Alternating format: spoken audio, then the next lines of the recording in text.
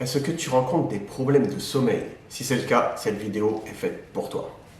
Aujourd'hui, nous allons voir ensemble pourquoi autant de personnes ont du mal à trouver le sommeil, quelles en sont les causes et comment on va pouvoir y remédier grâce à des conseils très simples. Je suis Jimmy, consultant nutritionnel et remise en forme et je suis ici pour vous aider à reprendre votre santé en main.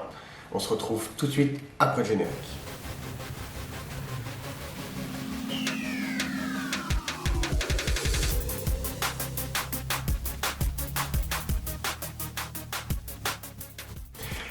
Salut, content de vous retrouver pour une nouvelle vidéo.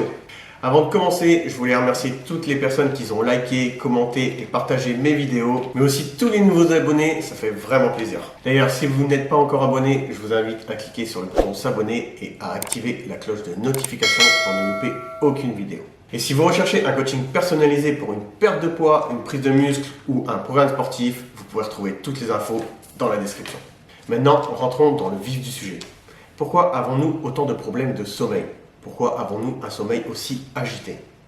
Nous sommes dans un monde où nous courons après le temps, où nous sommes submergés par le travail, par l'information et la publicité, mais aussi par la technologie. Nous n'avons pas le temps de découvrir un objet, ni de l'utiliser dans sa totalité, qu'un autre encore plus performant fait son apparition.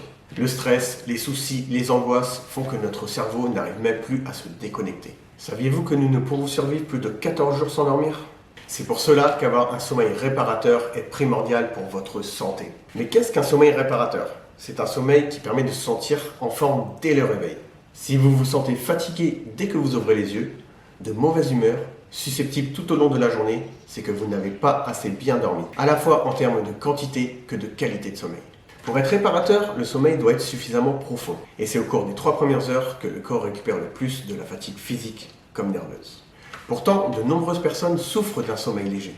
Les causes seraient dues à la pollution sonore, une exposition tardive et prolongée à la lumière bleue des écrans, une mauvaise hygiène de vie et très souvent le stress et l'anxiété. Mais alors, combien d'heures faudrait-il dormir?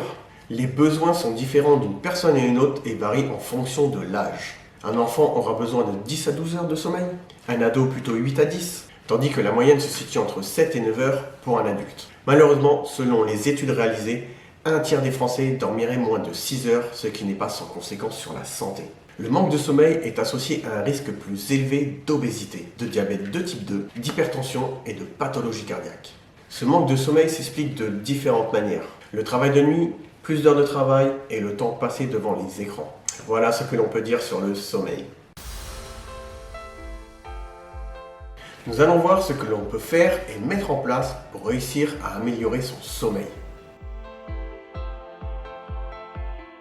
Les difficultés à s'endormir et les réveils nocturnes sont souvent dus au stress ou à l'angoisse. Et parfois, il est impossible de faire le vide dans son esprit.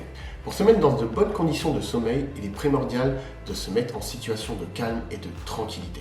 Quelques postures de yoga ainsi que des exercices de respiration peuvent être utiles pour ralentir les battements du cœur, pour faire baisser la tension artérielle et ainsi apaiser le cerveau. Bien dormir, c'est aussi s'isoler des bruits extérieurs. Si vous habitez en ville, vous pouvez être gêné par des bruits de citadins en pleine nuit. Vous pouvez aussi être gêné par votre conjoint qui ronfle et rien n'est plus désagréable que de se focaliser sur ses ronflements. Alors au lieu de lui mettre des coups de coude dans les côtes pour le réveiller, laissez-le dormir tranquillement et mettez tout simplement des bouchons d'oreilles. Ce ne sera certes pas très agréable au départ, mais vous prendrez vite l'habitude et votre sommeil n'en sera qu'amélioré. Une chambre silencieuse et apaisante favorisera votre sommeil. Il est important de veiller à ce qu'elle soit suffisamment obscure.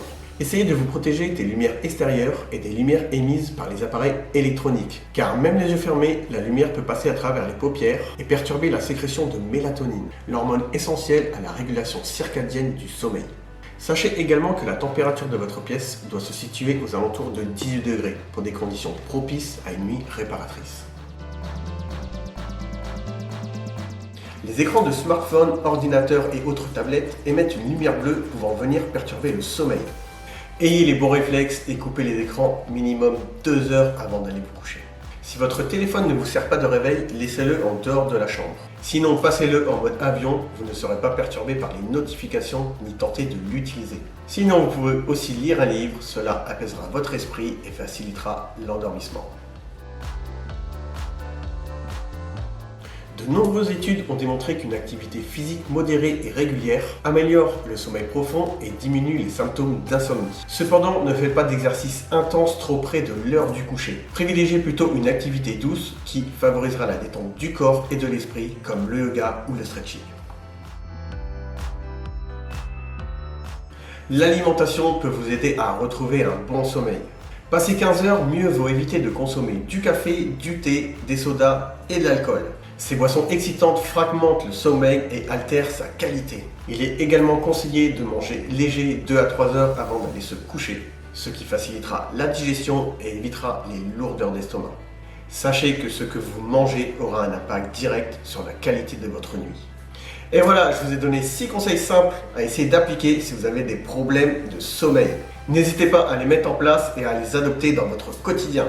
J'espère que cette vidéo vous aura plu et qu'elle vous permettra de retrouver un sommeil de qualité. Si c'est le cas, dites-le moi dans les commentaires, cela me permettra de voir si mes conseils vous sont bénéfiques. Je suis Jimmy, consultant nutritionnel et remise en forme et je suis ici pour vous aider. Je vous dis à la prochaine pour une autre vidéo. Ciao ciao.